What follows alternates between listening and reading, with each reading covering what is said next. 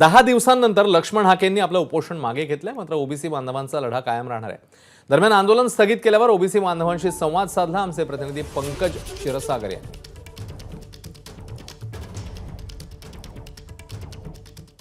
आपल्यासोबत या आंदोलनामध्ये सहभागी झालेले काही लोक आहेत, काय सांगाल? हे आंदोलन आता स्थगित झालेलं आहे। हे आंदोलन तात्पुरतं स्थगित झालेलं आहे। सरकारने फक्त इथं आश्वासन दिलंय, सरकारवर आमचा विश्वास नाही, त्यामुळे तात्काळ ओबीसीच्या ज्या मागण्या आहेत ते पूर्ण कराव्यात आणि ओबीसीचं आरक्षण आम्ही हिसकावून कुणालाही घेऊ देणार नाहीत म्हणजे नाही। गाजराचा शेंडा दिला आमच्या तो सरकारने, स्थगित होणार नाहीये। ज्या वेळेस समजा तुम्हाला सांगतो आम्हाला लेखी असोसिएशन मिळेल त्याच वेळेस ते सरकार हे ओबीसी समाजाच्या पूर्ण 100% विरोधात चालले। मग आता एवढं असताना मग त्यांनी उपोषण का स्थगित केलं असं वाटतं?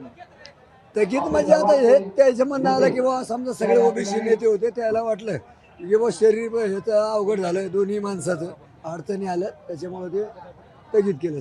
सरकारने आमची जी दिशाभूल केलेली आहे, ओबीसी मधून आरक्षण देऊ नये, आमची ही मागणी आहे की तुम्हाला मराठा समाजाला आरक्षण द्या तुम्ही, पण वेगळ्या पैशातून द्या, आमच्या ओबीसी मधून देऊ नका, हीच आमची मागणी आहे। आणि यासाठी आम्ही लक्ष्मण हाके यांना पूर्ण पाठिंबा दिला आहे आणि आम्ही यापुढेही असंच उपोषण सुद्धा करू आणि रस्त्यावर सुद्धा येऊ।